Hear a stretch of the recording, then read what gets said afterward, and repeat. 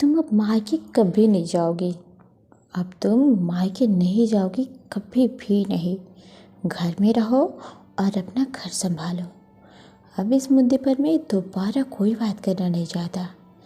मयंक ने माधवी से दो टूक बात की और अपने ऑफिस रवाना हो गया। माधवी वहीं खड़ी देखती रह गई। उसकी सास गरिमा जी के लिए भी ये बहुत अजीब बात था। अपने शांत स्वभाव की बेटी को आज अपने ही नज़रों के सामने पत्नी को डांटते देखा था। मयंक ने कभी भी माधवी को मायके जाने से मना नहीं किया। ये पहली बार था कि मयंक ने उसे इस तरह से जवाब दिया था। नहीं तो इतने दिन से मायके जाने के लिए बोल रही थी, पर वो हर बार टाले जा रहा था, जबकि हर बार वो उसे खुद ही मायके छोड़ आता था। आज माधवी जिद पर ही अड़ गई तो मयंक ये जवाब देकर गया।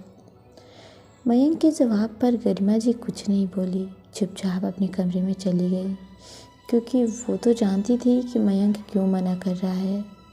इधर सोचते सोचते माधवी वही हॉल में सोफे पर बैठ गई। पिछली बार पापा की छमाही पे मायके गई थी, उसके बाद मायके जाना ही नहीं हुआ। ये अलग बात है कि मायके से भी किसी ने फ़ोन करके बुलाया नहीं, पर क्या फ़र्क पड़ता है तो अपना मायका ही ना। मम्मी और भाई सब तो हैं, फिर मयंक जाने से क्यों इनकार कर रहे हैं? जबकि जब पापा थे तो वो कभी मना नहीं करते थे, यहाँ तक कि उसके बाद भी उसने कभी मना नहीं किया। सोफे पर बैठी माधवी इन्हीं सब चीज़ों को सोच रही थी। माधवी की शादी को 5 साल हो चुके थे। मयंक काफ़ी सुलझे हुए इंसान थे। घर में सास गरिमा जी थी। कभी उन्होंने माधवी पर कोई रोक टोक नहीं की, लेकिन एक ही बात थी जहाँ वो माधवी को टोकती थी, वो थी मायके जाने को लेकर। माधवी की शुरू से ही आदत थी, मायका पास में था तो हर सप्ताह ही मायके पहुँच जाती थी, फिर सुबह से शाम तक वहीं रुककर आराम से आती। मयंक ने कभी इस बात को लेकर उसे रोका नहीं, लेकिन गरिमा जी हमेशा टोकती। बहू, ये क्या नियम बना रखा है तुमने? जब देखो मायके चली जाती हो। मुझे तुम्हारा इस तरह हर सप्ताह मायके जाना पसंद नहीं है। लेकिन माधवी एक कान से सुनती और दूसरे कान से निकाल देती। गरिमा जी मयंक को कहती तो मयंक भी हंसकर टाल देता। क्या माँ, आप भी सुबह जाकर शाम को आ तो जाती है, फिर क्या दिक्कत है, क्यों मना करती हो? जाने दो। इसके आगे गरिमा जी कुछ नहीं कह पाती। यहाँ तक कि जब बेटी नव्या हुई तब भी यही हाल था। आज नव्या भी 4 साल की हो चुकी थी, लेकिन अभी 8 महीने पहले ही माधवी के पिताजी की हार्ट अटैक से मृत्यु हो गई थी। 15 दिन माधवी वहीं रही। उसके बाद हर महीने जो श्राद्ध निकलता था उस पर भी वो गई थी। मयंक भी साथ गया था, लेकिन 6 माह के बाद अचानक ऐसा क्या हो गया कि मयंक उसे मायके जाने नहीं देता। आजकल मम्मी भी फ़ोन पर ठीक से बात नहीं कर पाती। क्या पता दोनों भाभी मम्मी को ठीक से रखती भी हैं या नहीं। ऊपर से मयंक का ये व्यवहार। सोचते सोचते माधवी जब किसी नतीजे पर नहीं पहुंची तो मन ही मन खुद ही निर्णय लेकर खड़ी हो गई।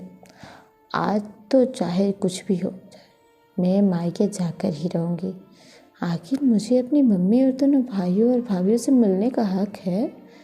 वे किस तरह मुझे मना नहीं कर सकते। सोचते सोचते माधवी कमरे में चली गई और फिर तैयार होकर बाहर आई। तब तक गरिमा जी बाहर आ चुकी थी। उसे तैयार देखकर गरिमा जी ने पूछा, बहू तुम कहीं जा रही हो?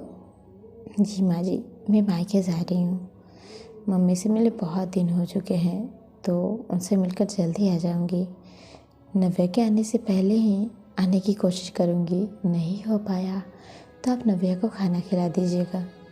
कहकर माधवी बाहर की तरफ मुड़ी ही थी कि गरिमा जी ने रोक दिया। बहू, तुम अब मायके नहीं जाओगी। सुबह मयंक ने मना किया था ना तुम्हें, फिर क्यों जा रही हो?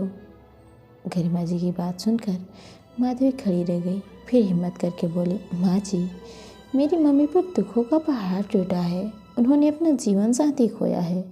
हम लोग उसकी भरपाई तो नहीं कर सकते, लेकिन कम से कम मैं अपनी मम्मी से मिलकर तो आ सकती हूँ, उन्हें थोड़ी तसल्ली तो दे सकती हूँ ना। मैं बेटी हूँ उनकी, क्या इतना सा भी मेरा हक नहीं है? इतने दिन हो चुके मुझे उनसे मिले हुए, हर बार आप लोग कुछ ना कुछ बहाना कर मना कर देते हो, पर आज तो मैं ज़रूर जाऊँगी। माधवी जिद पर आते हुए बोली, बहू इतनी जिद अच्छी नहीं होती है। मयंक ने मना किया है ना, चुपचाप घर पे रहो। नहीं, मैं जाऊँगी, आज तो मैं ज़रूर जाऊँगी, बस कहकर माधवी ज़बरदस्ती घर के बाहर निकल गई। इधर गरिमा जी को कुछ भी समझ नहीं आया तो उन्होंने मयंक को फ़ोन लगा दिया और ये बता दिया कि माधवी ज़बरदस्ती मायके रवाना हो गई है। ठीक है माँ, मैं देखता हूँ, कहकर मयंक ने भी फ़ोन रख दिया। इधर कुछ देर बाद माधवी अपने मायके पहुँच गई, लेकिन घर पर ताला लगा हुआ था। उसने मम्मी का फ़ोन ट्राई भी किया, लेकिन मम्मी ने फ़ोन ही नहीं उठाया। तभी वहीं पास में रहने वाले उसके चाचा जी ने उसे देख लिया और उसे आवाज़ लगाकर बोला, अरे माधवी बेटा, घर पर कोई नहीं है, इधर हमारे यहाँ आ जाओ।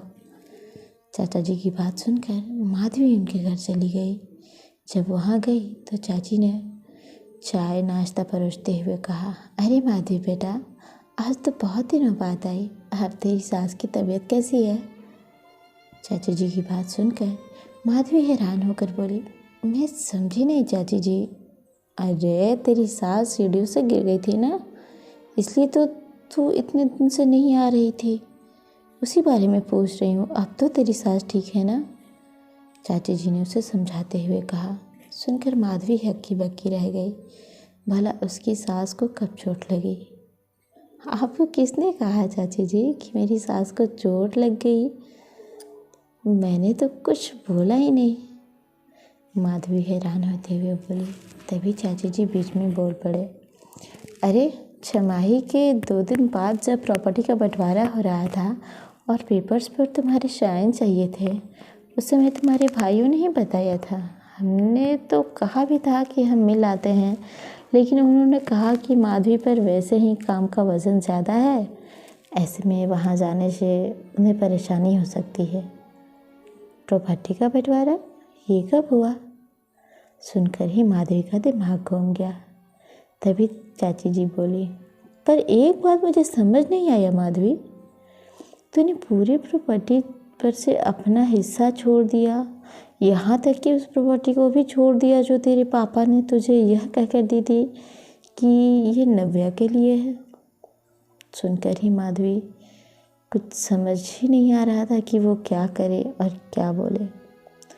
तभी चाचा जी का बेटा वरुण कमरे में आ गया और माधवी को देखकर चुपचाप खड़ा रह गया।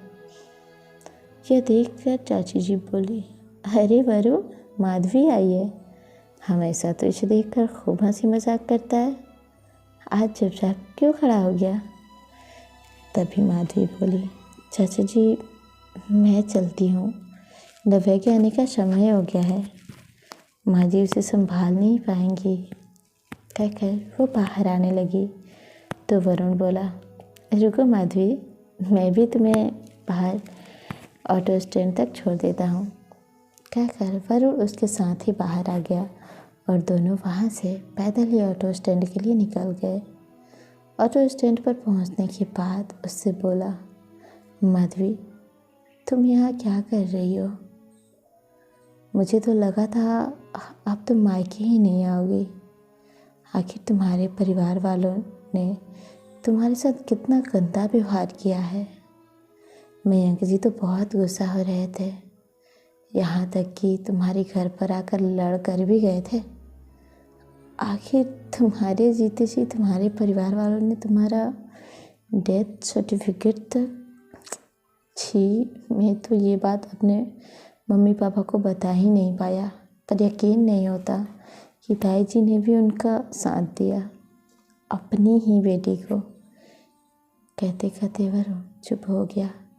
उनकी बात सुनकर माधवी के पैरों तले ज़मीन खिसक गई। तभी वरुण बोला, आज शायद ज़मीन के रजिस्ट्रेशन के लिए गए होंगे, इसलिए घर पर कोई नहीं है। अब माधवी को समझ में आ रहा था कि मयंक उसे मायके आने से क्यों मना कर रहा था, और इसलिए आजकल उसकी मम्मी भी फ़ोन पर उससे ज़्यादा बात नहीं करती। बस फ़ोन उठाते ही उन्हें फ़ोन रखने की जल्दी होती है। माधवी को कुछ समझ नहीं आया तो उसने अपनी मम्मी को दोबारा फ़ोन लगा दिया, लेकिन इस बार उसकी मम्मी ने फ़ोन उठा लिया। अरे माधवी बेटा, मैं भी मंदिर आई हुई हूँ, तुमसे बाद में बात करती हूँ, कहकर वो फ़ोन रखने ही वाली थी कि माधवी ने कहा, मम्मी मंदिर में हो ना, तो अपनी मरी हुई बेटी की आत्मा की शांति के लिए भी भोग ज़रूर लगा देना। सुनते ही कुछ पल के लिए उसकी मम्मी बिल्कुल शांत हो गई। फिर जब दोनों तरफ ही मौन हो गया तो उसकी मम्मी बोली, देख बेटा, मैं मेरे दोनों बेटों के नाम में प्रॉपर्टी कर रही हूँ। आखिर तुझे प्रॉपर्टी देने का क्या फ़ायदा? प्रॉपर्टी तो तेरे साथ तेरे ससुराल चली जाएगी। आगे चलकर तेरे भाइयों को तेरे बच्चों की शादी में भात तो देना ही पड़ेगा ना। ऊपर से तेरी सारी जिम्मेदारी भी तो बेटे ही उठाएंगे। तो पर तुम फिक्र मत करो, तुझे भी कुछ ना कुछ तो मैं ज़रूर दूंगी। मुझे आपका कुछ भी नहीं चाहिए, आप रखिए अपनी प्रॉपर्टी को। जिस माँ के लिए उसकी बेटी ही मर गई, उसकी प्रॉपर्टी का मैं क्या करूँगी? कहकर माधवी ने गुस्से में फ़ोन रख दिया और वहीं रोड पर रोने लग गई। वरुण उसे चुप कराने की नाकाम कोशिश करता रहा। तभी मयंक वहाँ आ गया। मयंक को देखकर माधवी उसके गले लगकर खूब रोई।